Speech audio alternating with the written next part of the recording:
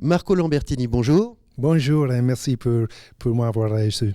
Voilà, vous êtes le directeur général du WWF International. On a appris la semaine prochaine que sur les 170 employés glandois, une centaine de postes allaient peut-être disparaître.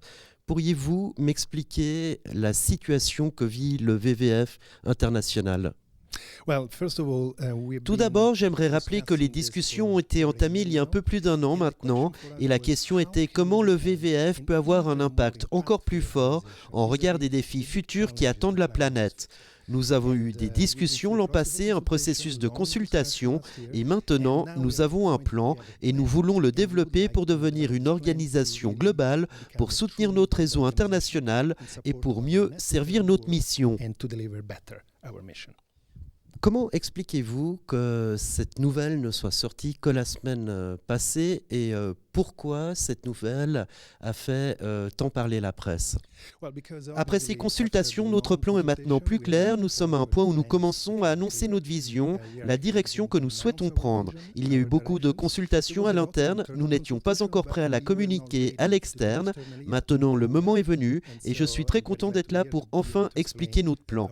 C'est pour ça que la pression médiatique était intense la semaine dernière. WWF est une grande marque. Nous sommes une grosse organisation très connue qui suscite beaucoup d'intérêt. D'accord.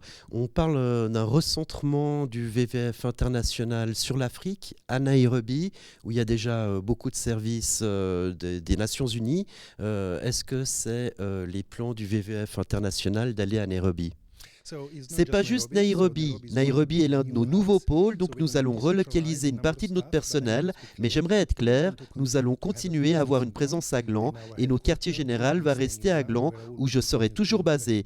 Nous avons décidé de décentraliser sur divers pôles régionaux afin d'être plus forts et d'avoir une plus forte présence sur différentes régions du monde. L'Afrique en est une. Nairobi est une place incontestée parce que c'est déjà un pôle pour les organisations de développement et de conservation. Donc nous espérons par une présence forte à Nairobi que nous pouvons nous engager sur de meilleures relations avec d'autres partenaires et étendre notre stratégie. L'Afrique est le continent qui d'ici les 20 prochaines années va subir beaucoup de pression de la part des gouvernements pour son développement. Donc nous voulons être plus forts et soutenir notre réseau africain pour répondre et pour sauver la nature et les gens en Afrique. On sait qu'à Gland, il y a l'IUCN qui est venu notamment parce qu'il y avait le WWF à Gland. Est-ce que vous pensez que cette organisation pourrait elle aussi vous suivre à Nairobi ? Je ne pense pas. Comme je l'ai dit précédemment, seule une partie du personnel sera relocalisée à Nairobi. Les bureaux de Gland vont rester à Gland, vont continuer à jouer un rôle majeur. Donc je ne pense pas que ce soit une raison suffisante pour l'UICN de bouger. Donc honnêtement, je ne pense pas. S'il déménage, ce serait pour d'autres raisons. Et il faut poser la question directement à Anders Anderson, le directeur général. On parlait au début de cette interview de 170 postes. Combien de postes allez-vous garder à Gland exactement ? On ne sait pas précisément le nombre de personnes car les chiffres ne sont pas précis. Ils le seront d'ici à quelques semaines. Mais on parle d'une centaine de personnes sur les 170 basées à Gland. Gland continuera d'avoir environ 70 personnes et restera le bureau régional principal parmi ceux que nous développons. Il y en aura un à Singapour, un à Nairobi et encore un autre en Europe à définir. Enfin, un dernier en Amérique latine. Ce plan de réorganisation du personnel devrait se poursuivre jusqu'en 2017.